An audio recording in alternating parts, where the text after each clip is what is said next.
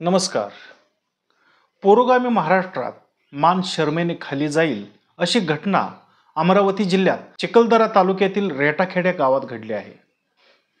जादूटोण्याच्या शंकेने 77 वर्षीय काळमी शेलूरकर हिची धिंड काढल्याची संतापजनक घटना घडली आहे. या घटनेने मानवतेला हादरवून सोडले आहे. गावातील पोलीस पाटीलही या घटनेत सहभागी असल्याचे दिसून आले आहे. काय आहे हे प्रकरण आपण पाहूयात. नमस्कार, मी सुधीर गोडके आणि आपण पाहताय मराठी टाइम्स. नवनवीन माहितीपूर्ण व्हिडिओ पाहण्यासाठी आमचा चॅनल सबस्क्राईब करा. जादूटोणा, करणीबाधा, भूतबाधा आणि गुप्तधन मिळवणे अशा कितीतरी गोष्टीसाठी झालेली फसवणूक, भोंदूबाबांनी केलेले प्रताप, महिला आणि मुलीवर केलेले अत्याचार, केलेली लूट आपण पाहत असतोच. तरीही या अशा गोष्टीवर विश्वास ठेवला जातोय. नरबळीसारख्या अघोरी घटना आजच्या विज्ञानाच्या युगातही पाहायला मिळत आहेत. यासारखे दुर्दैव नाही. मध्यंतरी एका मांत्रिकाने पैशाचा पाऊस पडतो म्हणून काही जणांना लुटले होते. अशा एक ना अनेक घटना आपल्या आसपास घडत असतात. काही घटना इतक्या क्रूर असतात की त्या नुसत्या ऐकल्या तरी अंगावर काटा उभा राहतो. अशीच मन सुन्न करणारी घटना अमरावती जिल्ह्यात उघडकीस आली आहे.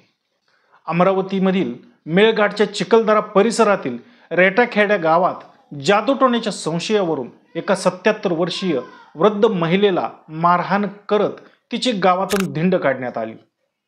ही घटना 30 डिसेंबरची असून तब्बल 18 दिवसांनी म्हणजेच 17 जानेवारी या दिवशी ही घटना समोर आली आहे. ग्रामस्थांनी या महिलेवर जादूटोण्याचा आळ घेत दोरखंडाने बांधले, सळीचे चटके आणि मिरचीची धुरी दिली, तोंडाला काळे फासले आणि एवढ्यावरच न थांबता त्या नराधमांनी त्या वृद्धेला मांसाचे आणि श्वानाचे मूत्र पाजले. नंतर डोक्यावर गाठोडे देऊन गळ्यात बूट व चपलांचा हार घालून गावातून फिरवले. या प्रकरणात पोलिसांनी अनेकावर गुन्हे दाखल केले आहेत. मात्र जादूटोणा कायद्याअंतर्गत गुन्हा दाखल करण्याची मागणी कुटुंबियांनी केली आहे. काळणी नंदुराम शेलूरकर असे पीडित महिलेचे नाव आहे. काळमी शेलूरकर घरात एकटीच राहायची. मुलगा राजकुमार आणि त्याची पत्नी शामू गावाबाहेर काम करायचे, तर त्यांची 2 मुले शिक्षणाकरता वसतिगृहात राहतात. ही महिला 30 डिसेंबर रोजी पहाटे 4 वाजता उठून प्रातःविधीसाठी गेली होती. यावेळी शेजारी राहणारा साहेबू चतुर व त्याच्या पत्नीने या महिलेला पकडले आणि पोलीस पाटील बाबू जामुनकर यांना बोलवले.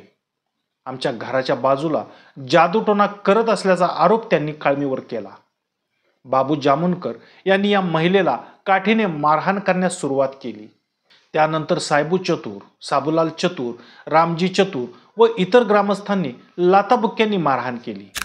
या महिलेला दोरखंडाने बांधत लोखंडी सळीचे चटके दिले. एवढेच नाही तर त्यांनी या वृद्ध महिलेला मिरचीची धुरी दिली. तिच्या गळ्यात चपला व बुटांचा हार घातला. तिला मानवाचे व श्वानाचे मूत्र पाजले. मारहाण करत तिची संपूर्ण गावातून तोंडाला काळे फासून धिंड काढली. हा सर्व प्रकार घडताना ग्रामस्थ हात बांधून पाहत होते, पण या महिलेच्या मदतीला कोणीही आलं नाही. गावातील पोलीस पाटील बाबू जामुनकर नावाच्या व्यक्तीने हे क्रूर कर्म केले. या प्रकरणी काल शुक्रवारी गुन्हा दाखल करण्यात आला आहे. ही घटना घडल्यानंतर 6 जानेवारी रोजी चिखलदरा पोलीस ठाण्यात जात या महिलेने व तिच्या कुटुंबियांनी तक्रार दिली, पण पोलिसांनी फक्त मारहाण करण्याचा गुन्हा नोंदवला. पीडित महिला, तिचा मुलगा व सून यांनी या घटनेची तक्रार पोलीस अधीक्षक विशाल आनंद यांना केल्यानंतर पोलीस अधीक्षकांनी या प्रकरणात गंभीरपणे हस्तक्षेप केला. पीडित वृद्ध महिला ही मारहाण झाल्यानंतर आपल्या मुलीच्या घरी निघून गेली आहे.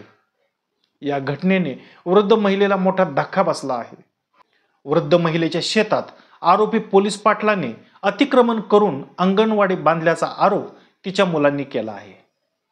वृद्ध महिलेच्या तक्रारीवरून चिखलदरा पोलिसांनी भारतीय दंड संहिता अंतर्गत अनेक गुन्हे दाखल केले आहेत, पण जादूटोण्याच्या कायद्यानुसार कोणताही गुन्हा दाखल करता येत नाही. या प्रकरणाची सखोल चौकशी करून त्यानंतर जादूटोणा संबंधित गुन्हा दाखल केला जाईल अशी माहिती पोलीस अधीक्षक विशाल आनंद यांनी दिली. शाहू फुले आंबेडकरांच्या पुरोगामी महाराष्ट्रात स्वातंत्र्याच्या 78 वर्षानंतरही अशा घटना खरंच मन सुन्न करणाऱ्या आहेत. शाहू फुले आंबेडकरांचे विचार रुजण्यास अजून किती काळ जावा लागेल असा प्रश्न स्वतःलाच विचारावा वाटतोय. महाराष्ट्रातील सर्वसामान्य जनतेच्या मनात शाहू फुले आंबेडकरांचे विचार कधी रुजतील? तुम्हाला काय वाटतं? नक्की कमेंट करून सांगा. आमचा एपिसोड आवडला असेल तर नक्की लाईक, शेअर आणि सबस्क्राईब करा. धन्यवाद.